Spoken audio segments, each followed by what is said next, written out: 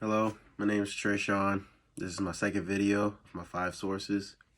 So first, the source's name is The Role of Exercise in Preventing and Treating Depression. Pretty much, the author of this is Felipe Scooch.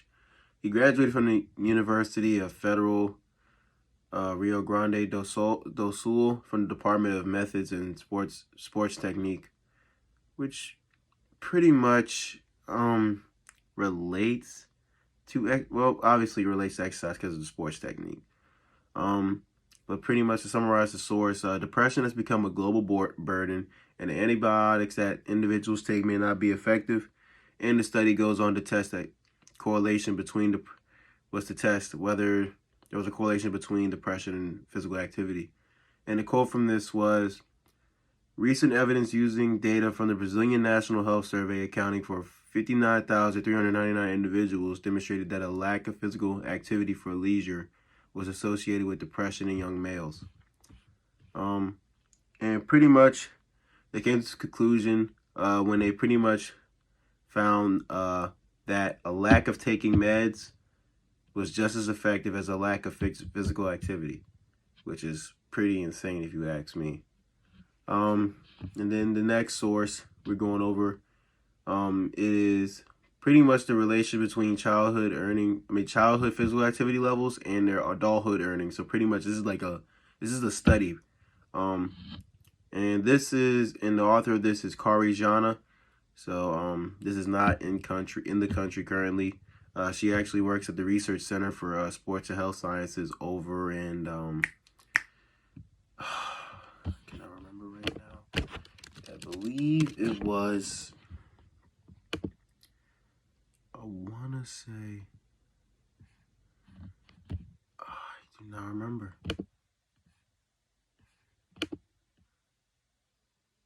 It's in Finland. There we go. I knew it was somewhere like that.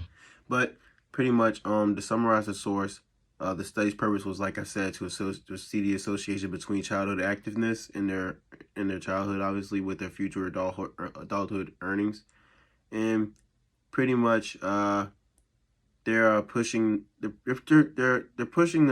have more physical activity because they actually found that there was actually a 12 to 25% increase in average annual earnings over a 10-year period.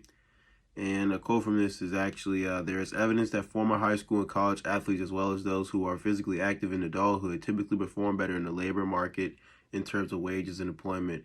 And obviously, we are all trying to find a stable income to where we can live better. So if physical activity has a way to influence that, then we always should push it, right? And then the next source we'll be going over is pretty much, it is parental activity as influence on children's BMI percentiles and their physical activity. So the author is Nanette Erkelins, and she has her doctorates in sports and health science. So obviously, this is pretty much what she'll be researching for the majority of the rest of her life. And to summarize this source, like I said, we're going to be see the association between parents' levels of physical activity and comparing it to their child's.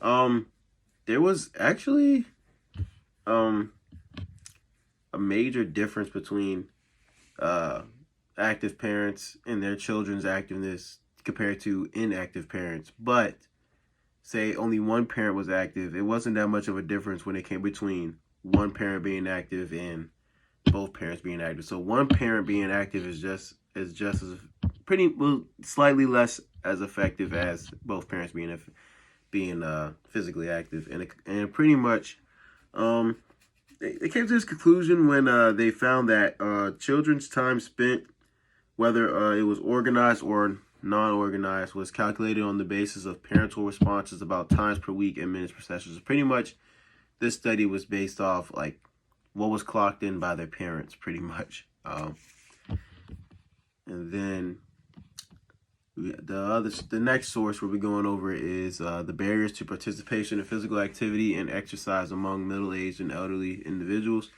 So pretty much like one of my questions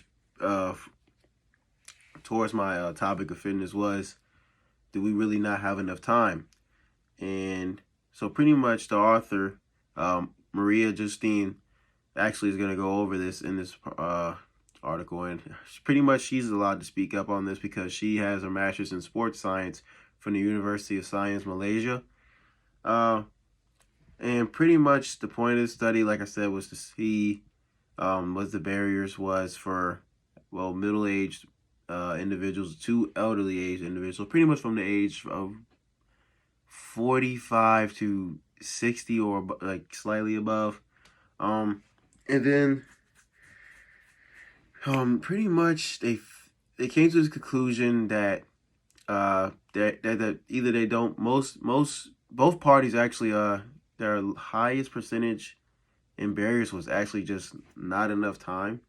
And actually there was another part that's quoted that elderly individuals tended to lose self-efficacy because they believe their physical ability deteriorated with age, which is pretty much common sense in fitness, that yes, like you do lose sort of some of your ability or most of your ability when you're older, but I think it's still a thing of like you could still like be physically active. Like it doesn't have to be an appearance thing anymore.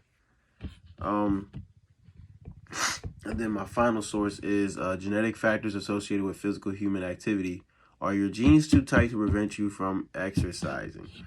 So pretty much the author, John Speakman, is able to speak on this because he graduated from the University of Aberdeen and earned his bachelor's in biology and a doctor of science. So pretty much he understands human